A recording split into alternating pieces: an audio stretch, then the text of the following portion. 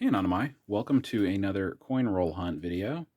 I have one last roll of BU Lincoln Wheat cents that I want to go through with you guys. And if you look very closely, you can see this is a 1958 Philadelphia roll. It's pretty bright looking on the rims. It's bright on the enders. I don't know if this will have any toned enders from being in a paper wrapper for a lot of years, or possibly this thing's been in one tube of some sort or another since the 60s and none of them are toned. I don't know. We're about to find out. The goal here is to grade this thing out, see if there are any uh, coins that are worth sending in for grading. 66 is not a super valuable coin in this year. Like most years, when you hit 67, that's where you start to be in the money for sending it into grading. We'll take a look for any errors, varieties. It's in a tube, so I assume you will not find that double die 1958. But let's go ahead and, I guess, you know what? I'll crack it open and we'll look at the top few together. Boy, that's a nice looking cent. Got some marks. Nothing severe, but great color. Let's look at the top few together.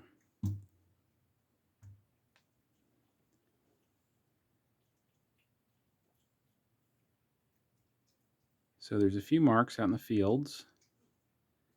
It's not the best strike I've ever seen. It's not terrible. It's moderate. It's medium.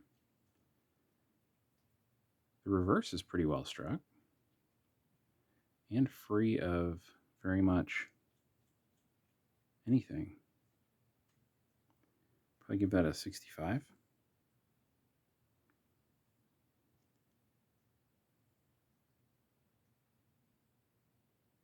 So you never know when you're going to find like a BIE error or any kind of die crack. The BIE error is a die chip.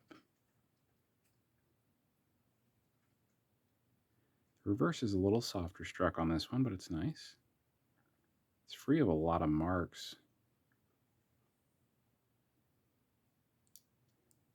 It's a little above average on the reverse strike, but not amazing.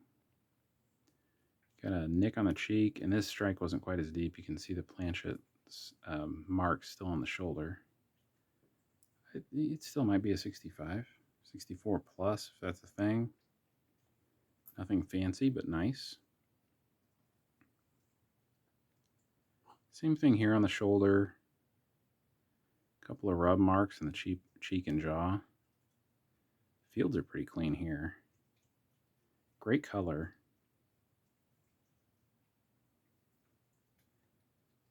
Very well struck reverse. A couple of marks below United States of America. Great strike though, I like that a lot. Creeping up to 65 plus. Almost wanted to give that a 66. This is pretty nice right here. I like this one. This does not have the scarring on the shoulder, so it was a little bit, a little bit, but it doesn't have as much.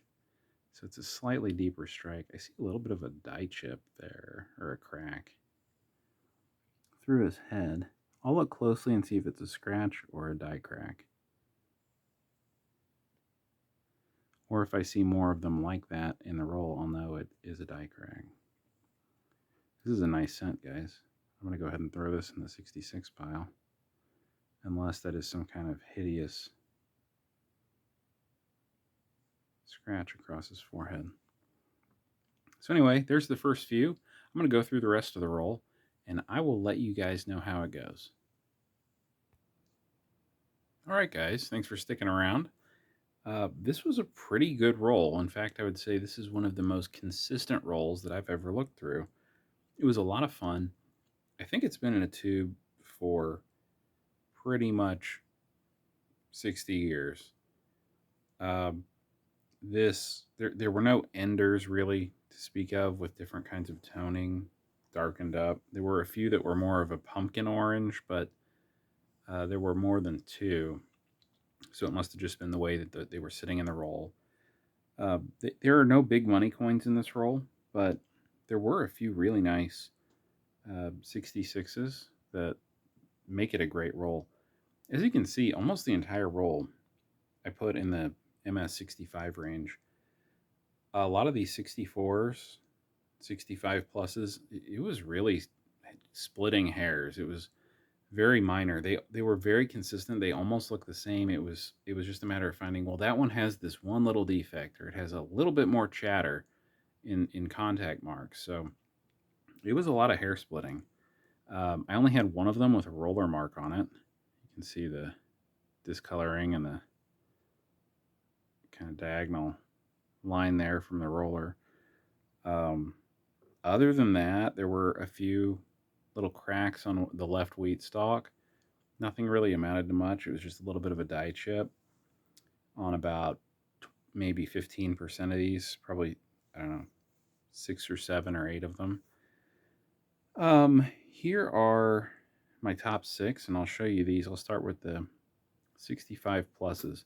These I really thought were 65s, but they separated themselves from the pack slightly, being slightly better, but there was still something wrong with them to the extent that I didn't feel like they were worthy of a 66. So right here, you can see that this is the same die pair from the one I showed you earlier that I was happy with right on the top. It does have that die crack on his, basically it reaches from his eyebrow up through his forehead and over the top of the ear. And that did appear throughout the roll. And these were some of the better struck coins in the roll. You can see a little bit of lack of depth of strike on the shoulder, but not too bad. A little bit of chatter in the fields. This one has a little bit of contact marks, but not bad on the reverse. And kind of an ugly dot up here by the O on 1. I think that's why it made plus instead of the next grade up.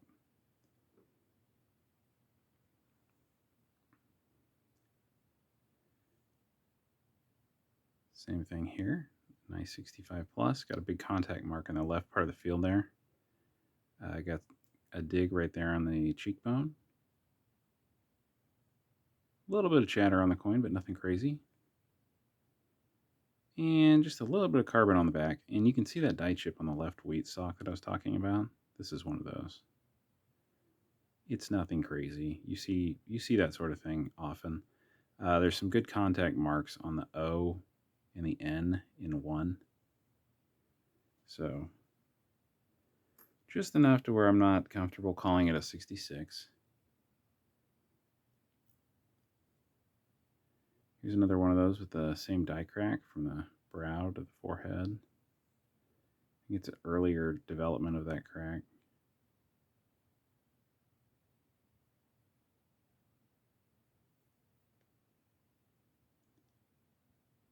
Again, just enough going on here where it's not worthy of a 66. Contact marks, carbon spot out to the right of the T, but still a really beautiful scent. Here's the finest 3 that I think are in the 66 range. They have great color. Pretty good strikes, about as good as they get for this year in mint. This year in mint is a little squishy in the beard. You won't see a lot of beard detail. A little bit of contact on his cheek. Fields are pretty clean. Well struck reverse without a ton of contact. Thought that worthy of a 66. Next one on the 66 train. This is a very well struck obverse here. I like this one a lot.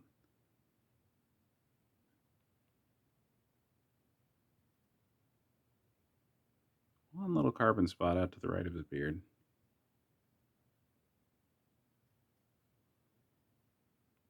And a very well struck reverse. A little bit of contact on the O and the C. Not bad. Great color.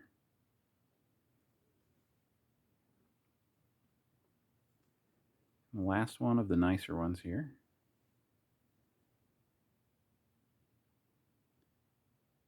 think this may have been the one we started with. Yeah, a little bit of a die crack up through his forehead. Not a ton of contact in the fields, just a little bit of light chatter. Very well struck reverse, with again, not a lot of contact. This may end up being the nicest one in the roll, and that was the one we started with. It has probably the best color too. So anyway, that's a good roll. I'm happy with that roll for a 1958. That is extremely consistent, and it's great looking, and it was very affordable. So I'm happy with it. I hope you guys enjoyed this video. Please give me a thumbs up. Leave a comment if you like this video. Let me know if you like it or not, or if you have any other suggestions for other video topics. We got some different stuff in our pipeline, so hit the subscribe button, stay with us, and we'll see you guys in the next video. Happy hunting.